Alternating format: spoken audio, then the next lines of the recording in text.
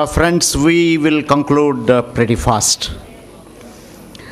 It's very difficult to draw any big lessons from this after you have experienced emotionally, I think, how the young generation has made a mark.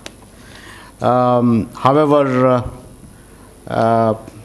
coming from the field of academics, I cannot be overlooking what I should be doing. And that is to summarize, also quoting from research studies.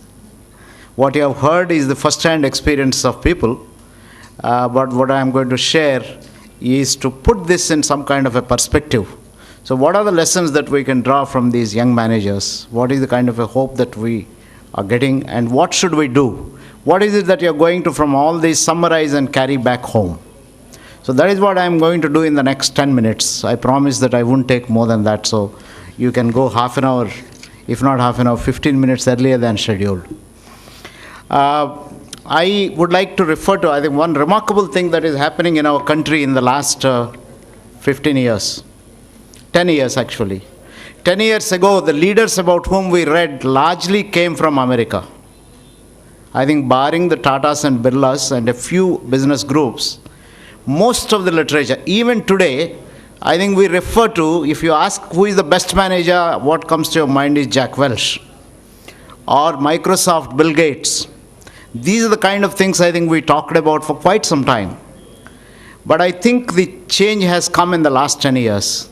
The literature on Indian leaders has gone up. Now today, if you look at, there are at least a dozen books which will give the biographies and autobiographies of Indian leaders. And a good number of them, till last year before last, were on a little bit of the older generation.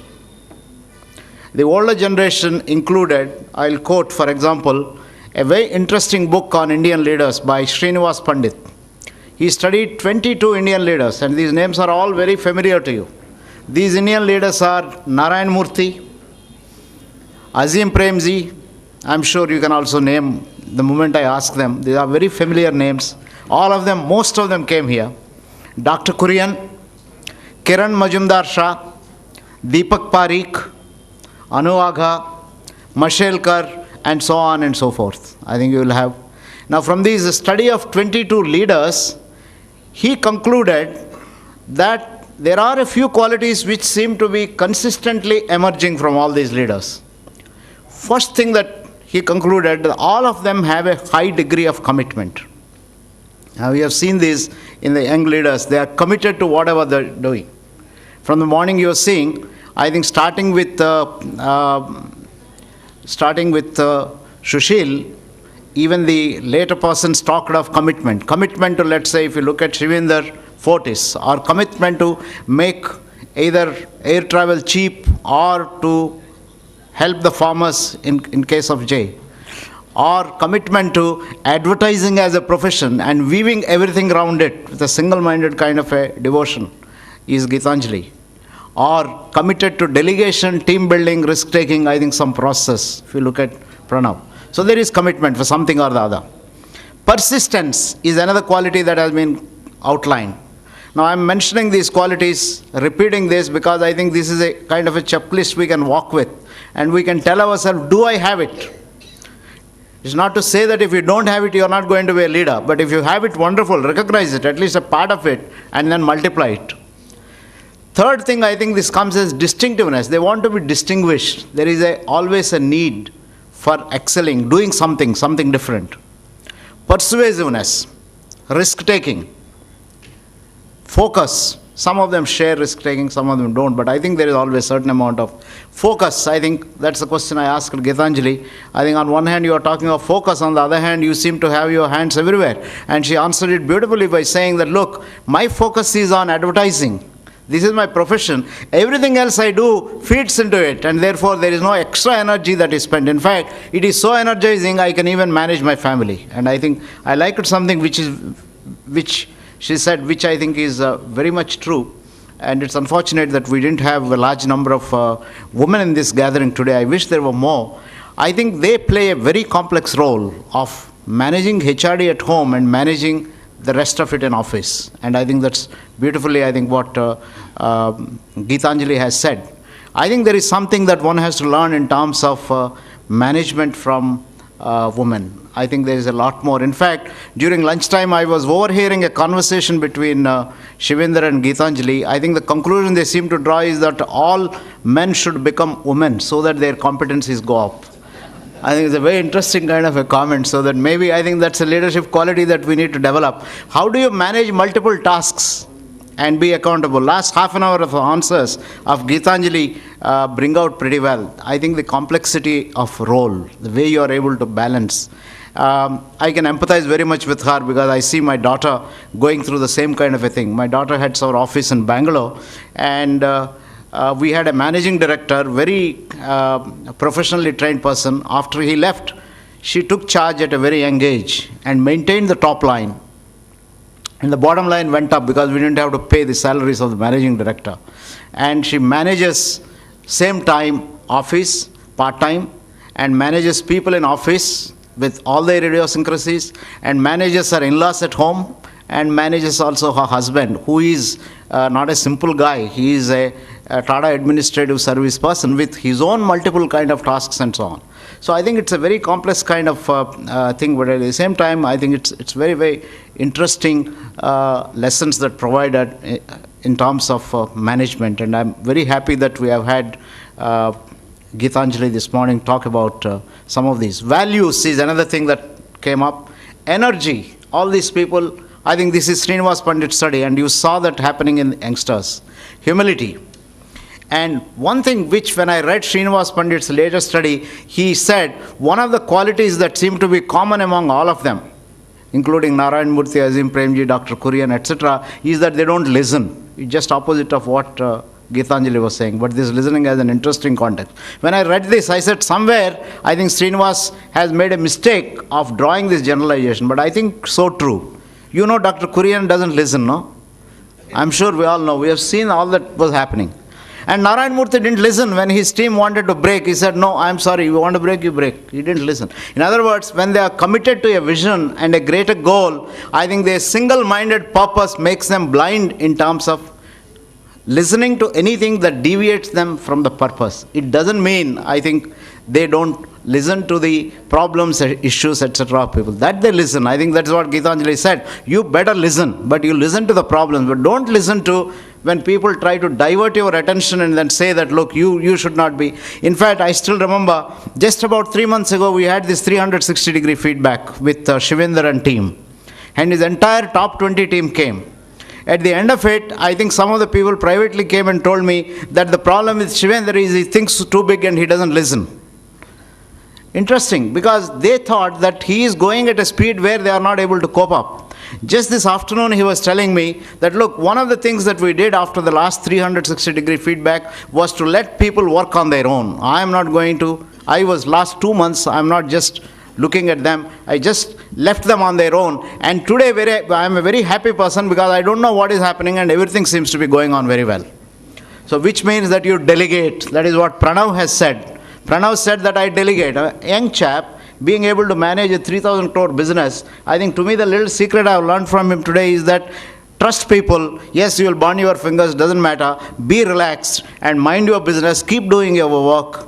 And of course, a little bit of here and there you may be critical variables monitoring and so on. Of course, he didn't talk much about it. So that's a very interesting quality that we got from Srinivas Pandit. The same thing was corroborated later by another IIM Bangalore professor, one Professor Chari. You find this management guru speak all over, along with Shiv Kheda's books, you will find this book exhibited. Chari's study, he studied only 7 leaders. Again, same, very similar kind of leaders. But in addition, he studied Mukesh Ambani, which was not included in Srinivas Pandit's study, and Venu Srinivasan, also not included in the first study. He also came to the conclusion, he identified 7-8 qualities. He said, number 1, they are passionately committed to their goals. And they are visionaries, rewriting management principles. In fact, management is one area where we say theory comes later, practice comes first. So it is from these successful practitioners we are going to rewrite some of the theory. And that is why we should not anymore, we should read American books, but we should not be going by what is said there. We just read them out of interest and to find out what has been researched which need not be researched in India, but top it up with very much of the Indian reality. So passionately committed to their goals and are visionaries in rewriting management principles. I think these youngsters are going to rewrite all management principles in future. We probably will have to throw out the management books that we are reading, at least on what characterizes CEO qualities, maybe 5 to 10 years from now. They are missionaries of the world. They have exalted goals and social concerns. Very interesting. I think if you really look at some of them, you will find all of them have social concerns. I think if you notice what Shivender was saying, his concern is in terms of providing patient care. I don't want to do what Ranbaxy has been doing. I want to do something different. It's not a greatly profitable kind of business. You don't go to a hospital just as you go to a hotel. You're not invited. But I am going to be doing this because this is what is needed. Or if you look at Wadia, very much in terms of NGO, social work and so on. And so is Geetanjali. Geetanjali's actually latest venture is a not-for-profit organization. It's not a for-profit organization. The Indo-Japanese venture that they have is an NGO. It's not meant for profit. So they are involved in terms of promoting a lot of social kind of concerns, out-of-the-box thinking, humility, and firm foundation in values. Now, humility is something which has been found in Chari's study. I am not very sure if this is something that you will find in the 4 people or 5 people whom you have met today. Will the future generation have humility? I do not know.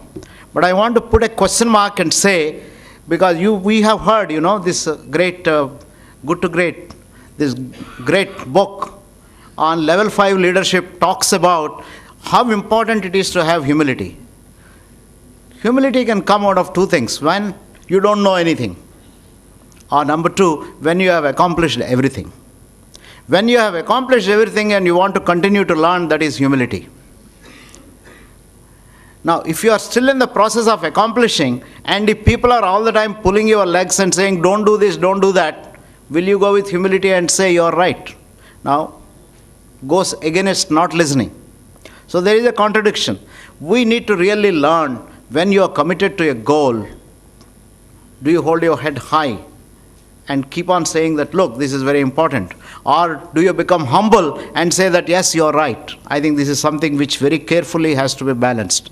So where do you bring in humility? I am not promoting egoism at all. I am just saying that is this management theory which says that humility is important, is this to be revisited and rewritten for the younger generation? Because I find the younger generation as a set of people who are highly vision-driven, who are highly impatient, highly risk-taking, much more risk-taking than in the past, and might rub people on the wrong side.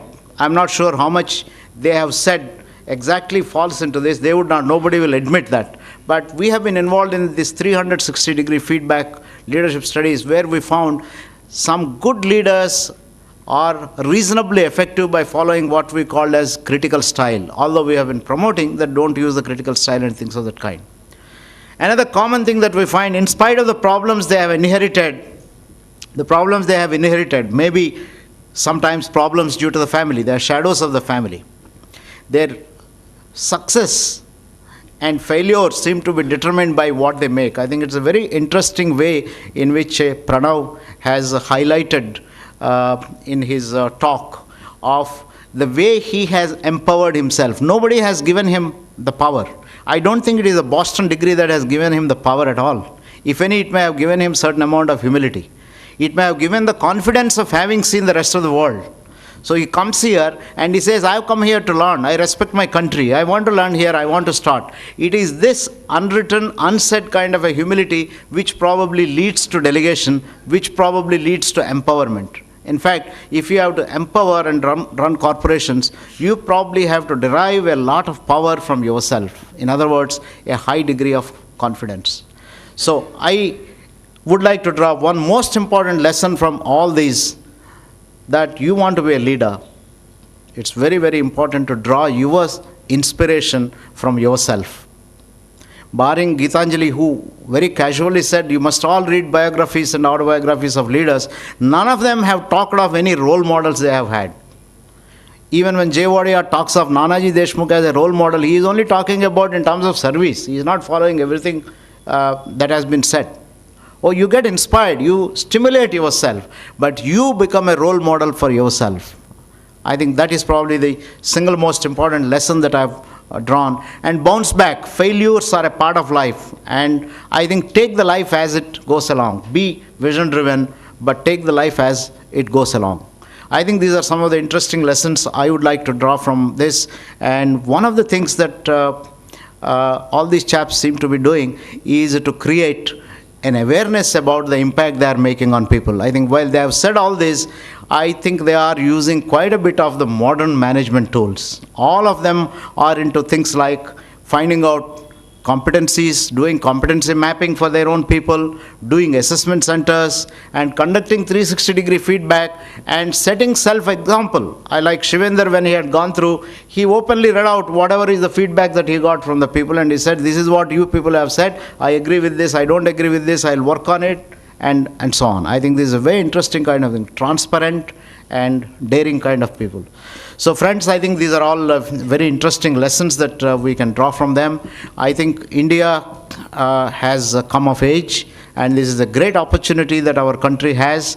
And the fact that we have an average age, as I was mentioning this morning, is 24 years. In another 3-4 years, when I think this country is going to be the top of the world, the average is going to be 27-28 years. So that means we have phenomenal amount of opportunity for somebody who is in his mid-20s. Another 40 to 50 years are there. So it is time for us to think about a great vision. And vision is not something you can achieve tomorrow. I'm not get impatient, because you'll have to see that, pursue it, and you find in 5 to 10 years, whatever you have thought at one point of time, a small thing becomes a big thing. And that is what happened with Pranav. I'm sure Pranav didn't think of, when he joined this company about 6-7 years ago, that this is going to grow to a 4-location kind of an organization with 3,000 kind of a people. Nor did Geetanjali think at the time when she took over or joined management as management trainee in Pratibha Advertising, that she is going to make all this kind of a mark. And 5 years ago, Shivender was nowhere. If you really look at, he started this small hospital in the year 2001, and he was groping in the dark. I think just in 5 years he made a mark. He made so much of a mark that we thought of all these people.